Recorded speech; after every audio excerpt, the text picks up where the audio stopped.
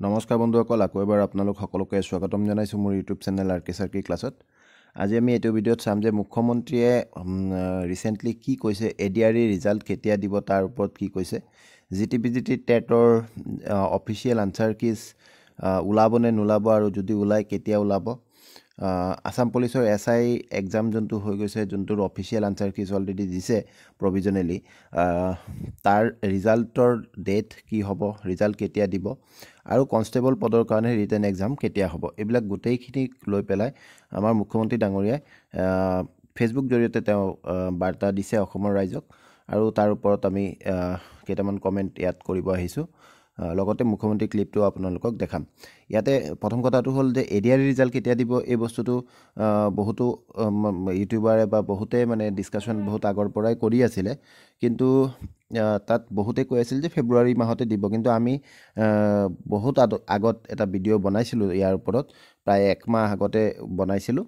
তেতিয়া আমি কৈছিলোঁ যে ফেব্ৰুৱাৰীত নিদিবও পাৰে। বহুতে কমেণ্টত কৈছে যে মুখ্যমন্ত্ৰীয়ে যেতিয়া কৈছে ফেব্ৰুৱাৰীত দিব, তেতিয়াহ'লে ফেব্ৰুৱাৰীত দিবই, কিন্তু কথাবিলাক সেইটোৱেই, তেনেকুৱা নহয় যে মানে ফেব্ৰুৱাৰী কোৱা মানে ফেব্ৰুৱাৰীতে হ'ব, বহুত ফেক্টৰ তাত কাম কৰে। তো তেতিয়া আমি তাতেই কৈ দিছিলোঁ যে ফেব্ৰুৱাৰীত দিব পাৰে, ৰেয়াৰ চান্স এটা আছে যে ফেব্ৰুৱাৰীত নহয় পেলাই ৰিজাল্টটো মাৰ্চলৈ যাবগৈ পাৰে।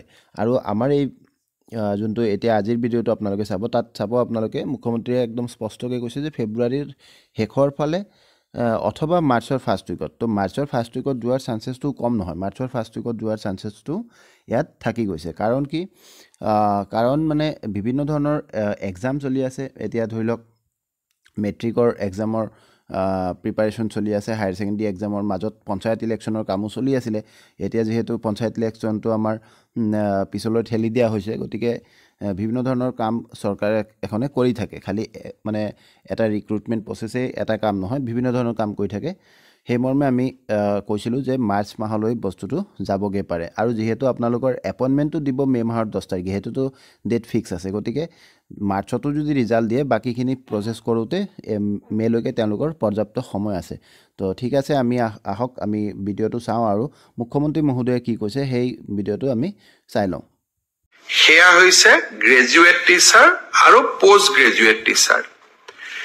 বহু লোকে মোক সুধিছে যে গ্ৰেজুৱেট টিচাৰ আৰু পোষ্ট গ্ৰেজুৱেট টিচাৰৰ যি পৰীক্ষা হৈ গ'ল, সেই পৰীক্ষাৰ আমি OMR চিট পাম নে নাই, সেই পৰীক্ষাৰো আমাক এনচাৰ কি দিব নে নাই, বা এনচাৰ কিত থকা প্ৰশ্নৰ উত্তৰবিলাকক আমি প্ৰত্যাহ্বান জনাব পাৰিম নে আমি নোৱাৰোঁ।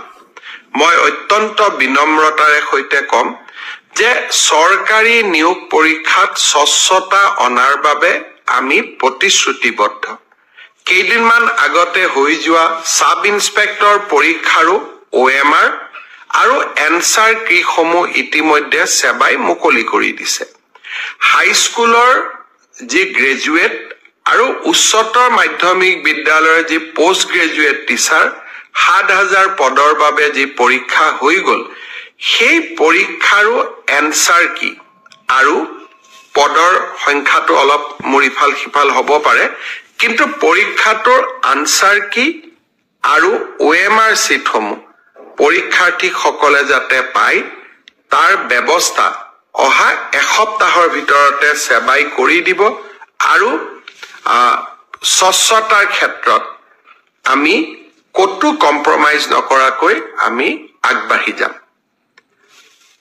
শ্ৰদ্ধাৰ ৰাইজ, শিক্ষক নিযুক্তিৰ সমান্তৰালভাৱে মই কেইদিনমান আগতে উল্লেখ কৰিছিলোঁ যে আমাৰ হৈ যোৱা এডিআৰই পৰীক্ষাৰ ফলাফলসমূহো আমি ফেব্ৰুৱাৰী মাহৰ শেষৰ ফালে বা আমি মাৰ্চ মাহৰ প্ৰথম সপ্তাহত ঘোষণা কৰিম।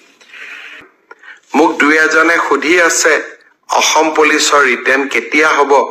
মই ভাবো যে ফেব্ৰুৱাৰী মাহ নহলে মাৰ্চৰ প্ৰথম ভাগতেই আমি অসম পুলিচৰ কনিষ্টবল সকলৰ পৰীক্ষাৰ ৰিটেন টেষ্টৰ কাম আমি সমাপন